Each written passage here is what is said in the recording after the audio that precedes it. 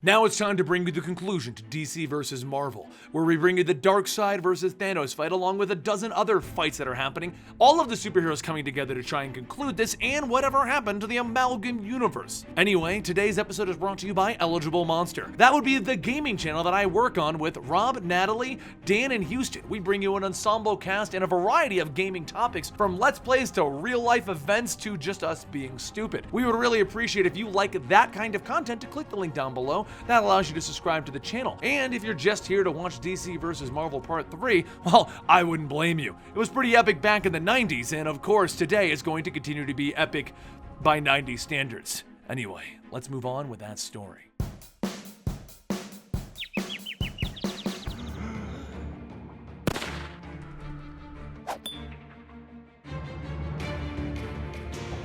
Amalgam. Any combination or mixture of a diverse element. Hyena, Joker mixed with Sabretooth. Darkclaw, a mix of Batman and Wolverine. This is the result of the brothers being merged by our newest hero, Access. You see, you have walked into the middle of a battle between the DC and Marvel universes. The winner of this battle will remain, while the loser's universe will be erased from the history books. To potentially save everyone, something new was born. The Amalgam Universe, and that is where we are now. Darkclaw leaps over the rooftops, calling out to Hyena, "I'm warning you!" And Hyena bounds ahead of him. "Well now, thanks for the warning, Darkmeat. Luckily for me, warnings ruin your element of surprise." And Hyena takes a swing with a pipe, hitting the gas grenade with the Darkclaw symbol on it into the crown. Then, Super Soldier jumps in, blocking it with his shield. Super Soldier, a merge of Superman and Captain America. Hyena turns surprised to see him and he begins to fly over to him, looking down at Darkclaw. Isn't it fun when they shout your name in fear? Darkclaw pops his claws with a snick. Fear I can relate to. I never quite got the hang of fun.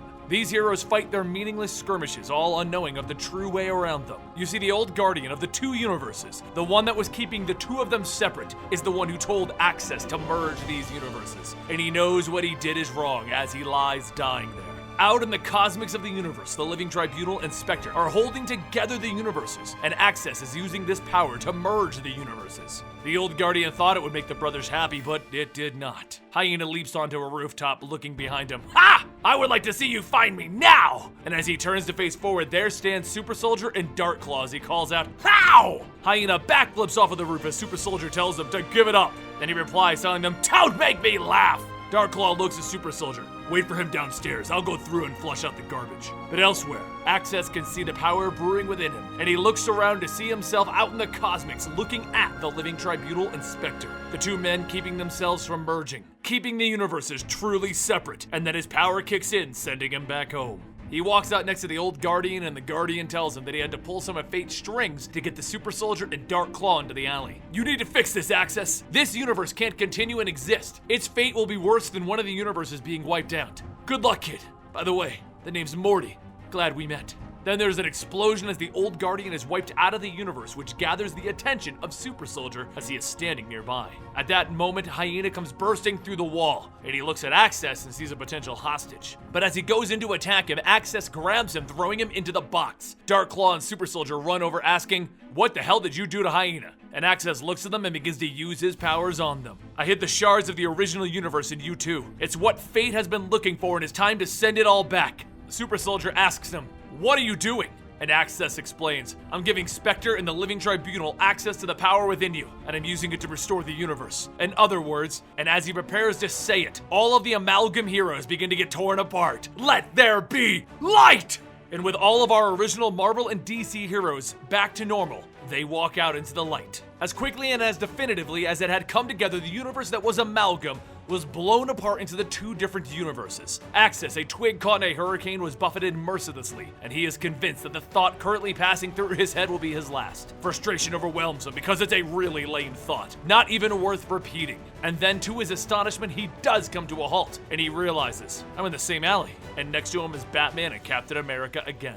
We're sick of being your pawns, Batman tells him as Cap asks, how do we wind up here, and where is everyone else? Meanwhile, down in the Batcave, Mole Man is looking through his new kingdom until Hulk is standing there, calling him out. Mole Man looks on angry, intending to be the champion in this, as he sends his Moloids in to attack the Hulk. The Hulk taps the giant penny in the Batcave, dropping it on the minions of the Mole Man. Come on, it's Mole Man! What did you think the Hulk was gonna do? The Moloids all tackle Hulk, basically trying to overwhelm him, and then they begin to carry out their greatest weapon, as they call it. And that's when Superman comes crashing through the wall. Alright, enough of that. This place happens to belong to an associate of mine, and I'll thank you people to vacate immediately. Hulk sees him and he tells himself, now there's someone I never thought I'd be happy to see. The blast on the weapon goes off and Superman takes the hit with Hulk.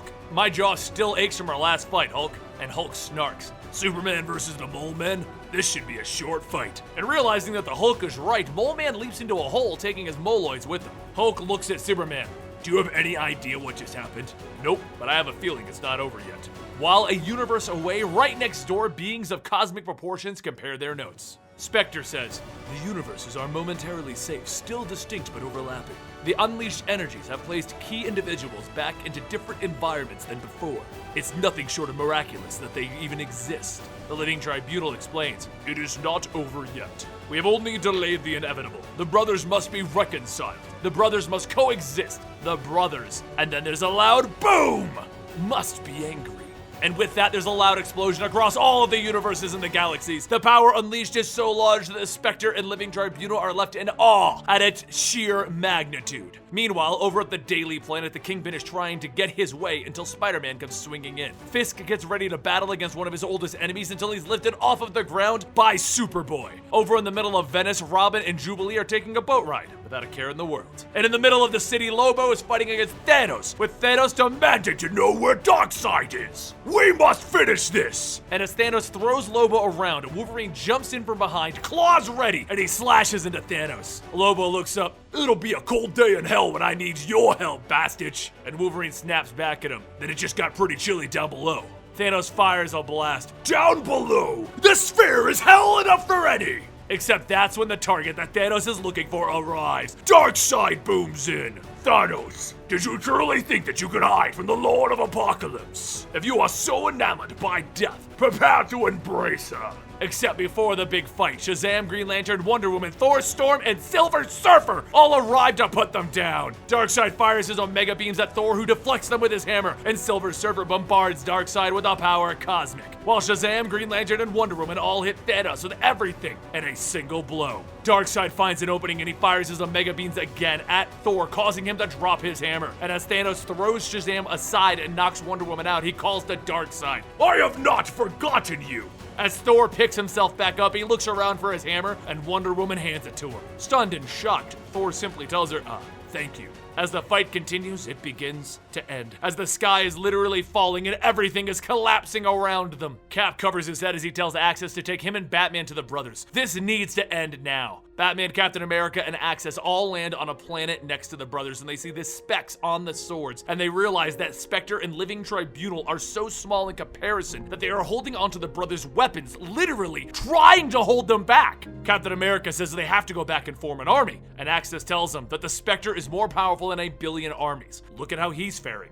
So basically, you're telling me that this is some sort of cosmic state of mind? Basically, yes, Batman says, and Cap tells him, then let's change our minds. Everyone within this universe looks around at the hemorrhaging sky, the bleeding of reality. They are witnessing the end of everything. Their thoughts, their fears, horrors, regrets. They are all private, all save for one, who chooses to give voice to this. A voice that speaks with the hush of a newly dying star. As Thanos says, it is the most beautiful thing that I have ever seen. Out in the unreality around them, Batman and Captain America leap into the battle. They shout, they plead, but ultimately, they fail, and the brothers clash. The brothers destroy all of reality, and as it's falling apart, the brothers see something. A child witnessing his parents being gunned down, swearing vengeance, unselfishly devoting his life to protecting those that cannot protect themselves. From the nothing of a blighted soul, he fashioned a dark guardian and joined the others in battles. He became one among many, but forever remained unique. And they see a young man with willing spirit and weak flesh subjecting himself to experiments so that he could fight against a great evil. A man whose battle carries him across decades to a harsh, cynical world that needed him even more and was even less willing to admit it. He found new enemies and new allies. He became one among many and remained forever unique. The brothers stop, and they look at each other as if seeing each other truly for the first time. Centuries and eons pass, and as they come to the realization that they are all that is reality, and their fight has brought them smaller than the smallest of their components. A billion more years pass, and for the first time in unrecorded history, the brothers speak, and they say the same thing as they shake hands. You've done well.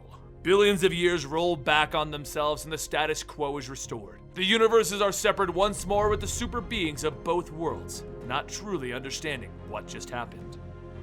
And that concludes the DC vs. Marvel special weekend event here at Comicstorian. Everything is back to the way it should. Of course, at this point, DC and Marvel were doing all kinds of weird gimmicky things. But anyway, that's a story for another day. What did you guys think about the way that this was concluded? If you forgot from the first episode I mentioned, this was actually voted on by fans as to who would win each of the fights. But were you unhappy with the results? Let me know in the comments down below which fight you thought was the biggest amount of basically bullcrap. You know, the ones that you just didn't agree with. For me, I just was not a huge fan of some of them because I was like, oh, that was way too short. Case in point, Namor versus Aquaman. Really? Aquaman using Orca? Or come on, the Shazam and the Thor fight? Really? Thor just drops a Ferris wheel in Shazam? Kinda cheap in my opinion. If you want to check out the playlist for DC vs. Marvel, check out this right here. And if you click this link right here, it'll bring you something that has been brought to you by YouTube, which is probably going to be on my channel. I assume it's on my channel. It's recommended to you by YouTube. That was my phone, that's multiple messages on my phone, and that's the signal for me to close out this video. So click the link down below, subscribe to Comicstorian. Don't forget to click our sponsor. Technically, it's not really a sponsor. It's my gaming channel, Eligible Monster. And I'll see you next time right here.